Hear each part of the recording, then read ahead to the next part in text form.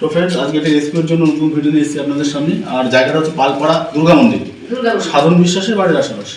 এখান থেকে আগামীকাল এবং তার আগের দিন রেস্কিউ করেছি প্রচুর পরিমাণে রাসেল ড্রাইভার, যাকে চন্দ্রপুর বলে বেরোচ্ছে। আর এই এমন অবস্থায় কিংবা এই সময় রাসেল ড্রাইভাররা হাইবারনেশনে চলে যায়, যেহেতু প্রচুর পরিমাণে জঙ্গল কাটা পড়ে যাচ্ছে বিভিন্ন জায়গায়। সেই জঙ্গলের উপরেই হাইবারনেশনের জায়গা না পেয়ে মানুষের ঘরে ঢুকছে। আর যেহেতু গোসাপ, তারপরে অন্যান্য যে সাপগুলো যেমন শাখামুটি, এগুলো রাসেল ড্রাইভারকে কিংবা অন্যান্য বৃহৎ সাপগুলো খায়, খেয়ে কিছুটা ব্যালেন্স করে। তা ওই গোসাপ এবং শাখামুটি যে সাপটা, ব্যান্ডেড যাকে বলে, ওই জাতীয় সাপগুলি প্রচুর পরিমাণে মারা গেছে, কোনো এলাকাতে খুঁজে পাওয়া যায় না। যে কারণে এই চন্দ্রপুরা বা রাসেল ড্রাইভার ইদানিংকালে এই হাইবারনেশনের সময় প্রচুর পরিমাণে দেখা যাচ্ছে। আচ্ছা, আপনি জায়গাটার নাম বলেন। কখন থেকে দেখেছেন? কখন দেখা গেছে? এটা কখন দেখা গেছে? এটা ওরা কাজ করতে এসেছে তখন দেখছি। কয়টা ধরুন 10:30 হবে, এটা দেখছি, আমি দেখি নাই।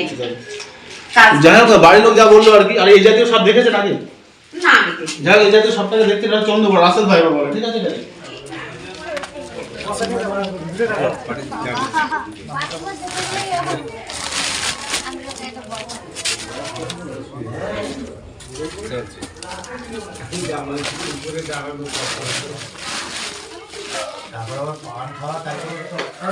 মিডিয়াম সাইজের রাসেল ড্রাইভার, যাকে বাংলায় চন্দ্রপুরা বলে এবং বিভিন্ন এলাকায় বিভিন্ন নাম পরিচিত সাপটি, কোনো কোনো জায়গায় উলুবোড়াও বলে। আর অনেকেই জানেন যারা আমাদের ভিডিও দেখেন, সাপটির যে বিষটা আছে সেটা হিমোটক্সিন বিষ আছে। আর যদি কোনো কারণে বাইরে হয়ে যায়, সরাসরি গভর্নমেন্ট হসপিটালে চলে যাবে, কোনো ওঝাগুলি ভর্তি করবে। প্রত্যেকটা গভর্নমেন্ট হসপিটালে অ্যান্টিভেনাম আছে। 90 মিনিটের মধ্যে হসপিটালে গেলে অ্যান্টিভেনাম নিলে সুস্থ হয়ে যাবেন, অযথা ভয় পাবেন না।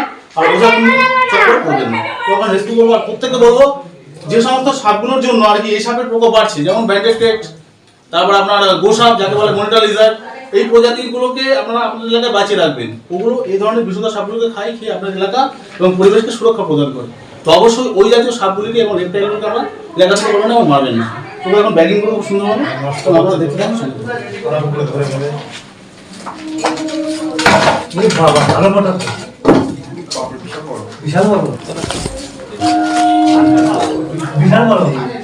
এটা ওই হাইবারনেশনের জন্য হয়েছে, এখানে রয়েছে। কিন্তু এই জঙ্গলে আশেপাশে জঙ্গল কাটা পড়ে গেছে।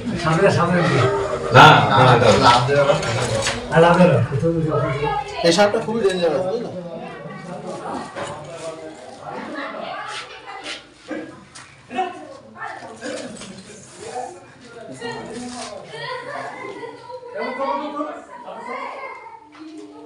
ফ্রেন্ডস, দেখতে পাচ্ছেন ও একটু নিস্তেজ আছে। এটা যদি গরমের সময় হতো, হালকা গরম ভাব থাকতো, তাহলে ওর যে অ্যাগ্রেশনটা আপনারা বুঝতে পারতেন। যেহেতু শীতের সময় হাইবারনেশনে যায়, ও কিছুটা হাইবারনেশনে গেছে, যে কারণে এই অবস্থা। আর সাপটা মানে কিছুদিন খাবে না। সাউন্ড করছে, সাউন্ড করবে আস্তে আস্তে। তো যাই হোক, বেশি করে হাতে রাখা ঠিক হবে না।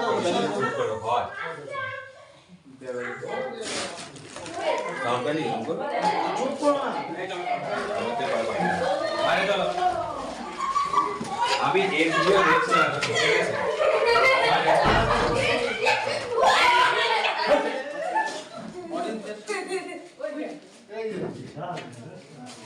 মিডিয়াম সাইজ মিডিয়াম না, দেখতে বড় আছে। এটা খোলস আছে, খোলস আছে।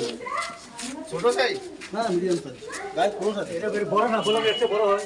ও ধরে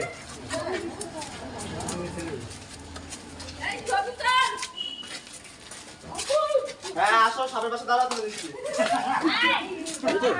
কয়েক মিনিট থেকে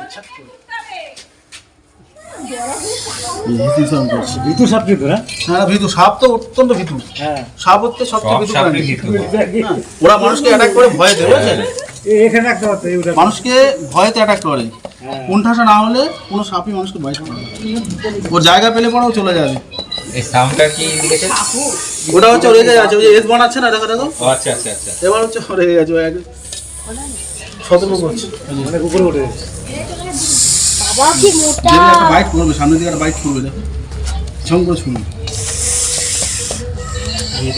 ওখানেই দাঁড়িয়ে থাকবে, বডি ফুলাচ্ছে।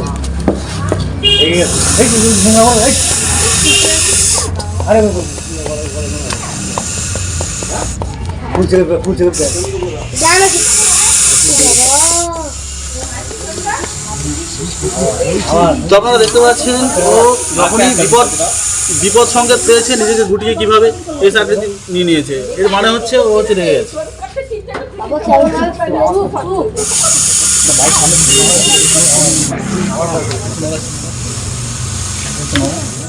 এবার দেখো ট্রান্সফরমার না সামনে দেখতে না নিয়ে যায়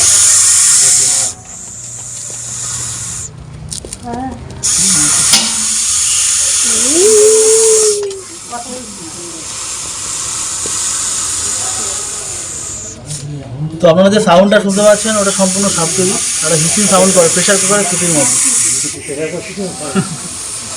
তাও তো মিডিয়াম সাইজ বলে তাই বড় সাইজ বড় বড় হয়, আরো বড় হয়, 4 ফুটের উপরে হয়।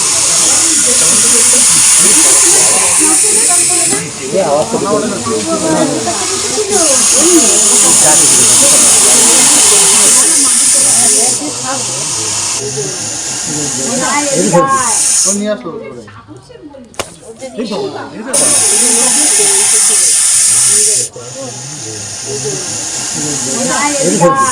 নিয়ে আসো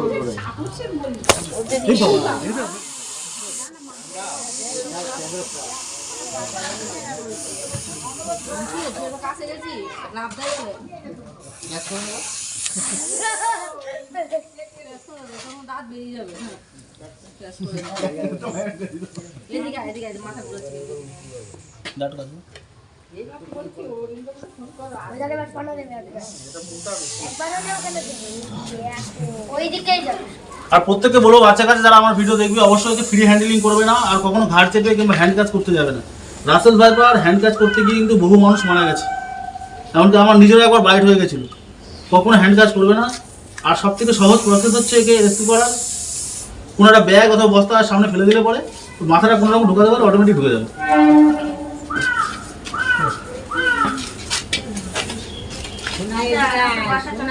চলে যাও চলে যাও চলে যাবে, ওখানে খুঁজে নেবে।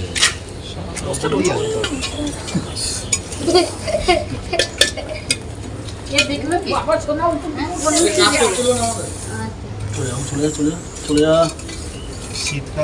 হ্যাঁ শীত ঘুমে চললো, দেখা যেত না আগে, এখন দেখা যাচ্ছে প্রচুর পরিমাণে গাছপালা কাটা হয়ে যাচ্ছে না, জঙ্গল নেই তো। স্টেশনের পাশেও আছে, এইগুলো পরিষ্কার জায়গায় থাকে ভাই, বাইকে ডিজাইন করা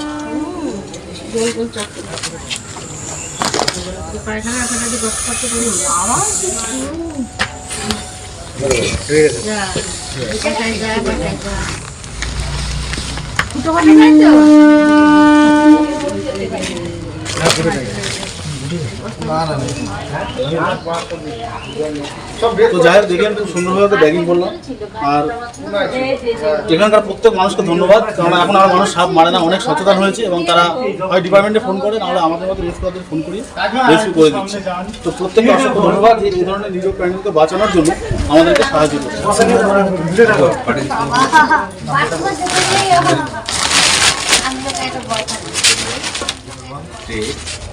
চলছে